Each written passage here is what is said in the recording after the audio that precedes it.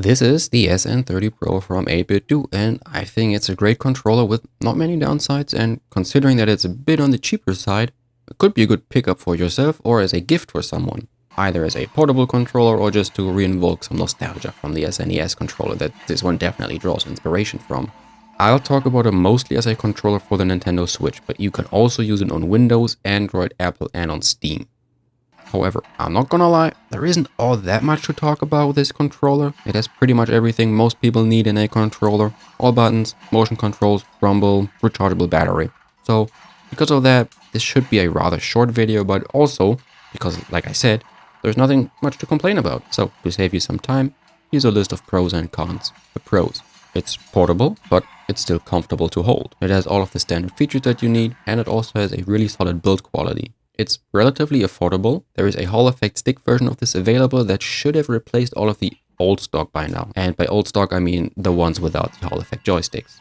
Now for the cons, there is no NFC, so no amiibo support. It can't wake the console up from sleep, and the D-pad is prone to misinputs right out of the box. And then it might be uncomfortable for big hands, but that's just going to be the trade-off for the portability.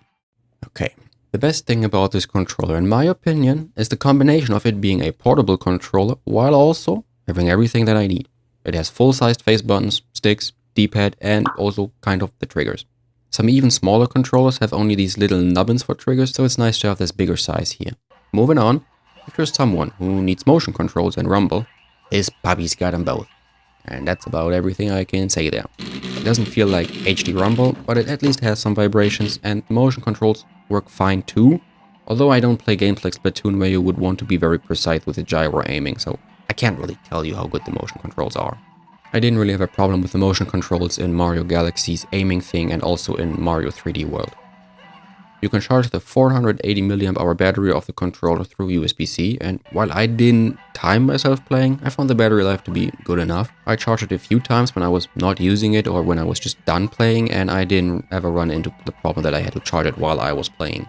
Surprisingly, the build quality is really nice. It all feels very nice to touch, and it uses a few different materials or finishes for the D-pad and the face buttons, for example, but it all feels very high quality. This is especially nice considering that this is a rather affordable controller. I don't want to say cheap, because there are definitely cheaper options on Amazon, etc. But you can find this controller in the $30 to $40 range or €40 range, even on 8BitDo's website, and sometimes you can find it for even less on AliExpress when there's like a sale going on, and maybe you can squeeze in a coupon or two. This brings me to my next point. Nowadays, there's a Hall effect stick version of this controller that seems to mostly have replaced the Alps non-Hall effect version. Hall effect sticks just use a different mechanism that makes it so that there will be no stick drift. Mine does not have the Hall effect sticks, but I've also had it for almost a year now, so I have like older stock, and I also haven't had the problem of stick drift yet. If you want to buy this controller or the big brother, the 8BitDo Pro 2, then make sure that the listing, the title, the description, and or the picture show that it's the Hall effect stick version. You should especially be careful on websites like AliExpress, because they might sometimes have it in the title of the listing, but the variant option, like the color that you choose, for example, that one might still be Alps or ALPS sticks. Although I will say I found this AliExpress listing from the official 8BitDo store, and while they still had the Alps versions there, they said they couldn't deliver that to my address, but the Hall effect versions they could send to me. With all of that out of the way, let's get into the juicy cons, the negatives. Let's talk trash about this controller. I'm just kidding. There is not much to say here, but here we go. No NFC. Big whoops, I know, you can't scan your amiibos for Smash or Animal Crossing. Most controllers don't support NFC, so it's not that surprising. The bigger thing in my opinion is that you can't wake the console up with this controller, which is always a little annoying, but not really a deal breaker, especially considering that it's not a very expensive controller.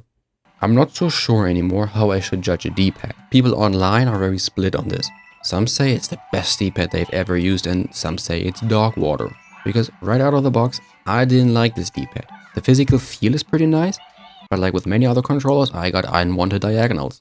To give you an example, when hitting left, you can sometimes get an up or down input too if your finger is just a little too high or a little too low. Now maybe this is a good D-pad for fighting games where you want to roll the D-pad. In my use cases though, mostly 2D games or going through the menus however, I found it to be just annoying that I regularly get these misinputs that I did not want. Now, the good thing is that you can do a few things to help with that. You might know this from the Switch Pro controller. You can open it up and then put some tape in the middle of the board to raise the D-pad up just a little bit, and or put some tape on the inside of the golden contacts. I did both and now it feels much better. I have some tape to elevate the D-pad. This little guy right here, that little nubbin right there, that one is being pushed up a little more because of this. And these are the contacts for, I think I said gold before, but they're kind of gray, silverish. These are the contacts for up, down, left, and right on the D-pad. And I put just a little bit of tape. Yes, like in the first part of these contacts, like in the middle. Here, here, here, and here. And of course, a little bit in the middle. And that is what I did. And that definitely helped to improve. It's not perfect, but it's a very good D-pad now in terms of feel and reliability. I'll leave a link to a video from, I believe it was Marco, who talked about this a bit more and also used a different rubber membrane. The last thing I have to say about this controller is that it might be uncomfortable to hold if you have big grippers. Although at that point, that's just a sacrifice you have to make for the portability. My hands are like medium, I guess, about 18 centimeters or 7 inches, and I don't have a problem holding the controller while playing. And that's it. That is all I have to say about the 8-bit Do SN30 Pro. Overall, a very nice controller if you want something that's portable, affordable, or if you just want to feel a little nostalgic, because the shape is literally just an SNES controller with some extra sprinkled on top. I think I made it pretty clear by now that I didn't find anything majorly wrong with it that can't be fixed, but also nothing that really stands out to me. Thank you for watching, and Merry Christmas if you are watching this video close to the upload or exactly 1 year later, 2 years later, 3 years later, 4 years later, 5 years later. 6!